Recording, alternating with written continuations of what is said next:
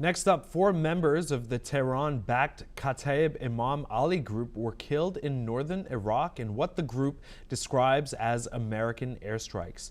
The incident occurred in the Debs district of Kirkuk province, according to official statements. The group blamed U.S. for the attack, calling it an act of aggression as tensions continue to rise in the region. This strike comes amid broader military activity in Iraq and heightened U.S.-Iran tensions in the Middle East. And now joining us to tell us more is, of course, a guest who goes by the name of Satoru Nagao, but he's currently not on the line. So let me tell you more about what we have from the 11th day of the war. Here's a little recap. Essentially, in the first few days of the war, Ayatollah Ali Khamenei was assassinated by U.S. and Israeli forces, and now Iran, in a defiant move, has essentially chosen a new successor for their regime. And now, to tell us more about all of this is Satoru Nagao, a fellow from the Hudson Institute. He's joining us live from Tokyo. Sir, I just shared that story, but I'd love to get your insights on this as well. Do you believe that Iran choosing a new leader is extremely defiant? What are your thoughts, sir? Please.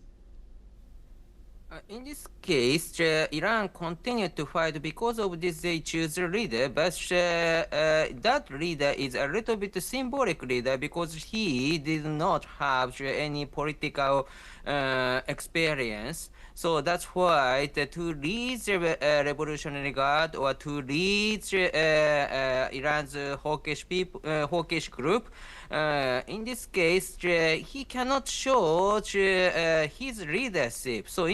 So that's why his leadership could be something symbolic. So real mastermind is backside of him, and which is Revolutionary Guard. So currently, to fight against U.S. and Israel as a group, they integrate their effort. But once tension has a little bit ease, in this case, such kind of the system only fight for the war will face something difficulty in the peacetime, I guess. So that's why the view from the U.S. and Israel, how to deal with him is a little bit controversial, because in the war, as a symbol, he will work well, but in the peacetime, there is a problem inside. So which one is better for the U.S. and Israel is a little bit controversial as a strategy just now, I think. You mentioned peacetime. Okay, let's say hypothetically that the U.S. and Israel approve this new leader for Iran.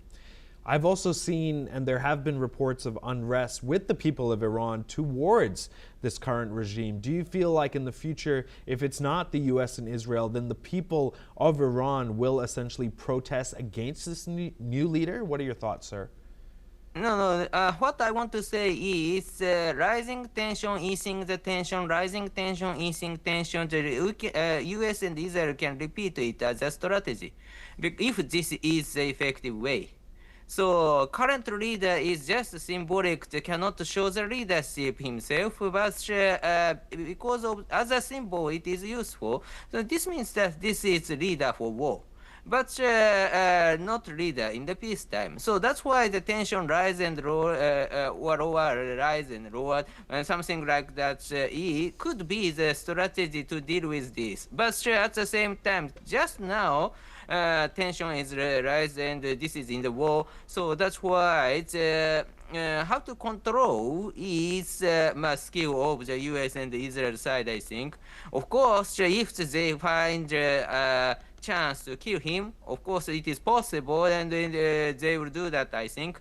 But if they cannot find where he is and where they should attack, in this case, other tactics in the other long-term strategy or the other tactics temporary, anyway, releasing the tension is also the useful against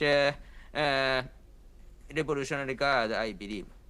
Sir, please stay with us. We'll be right back with you.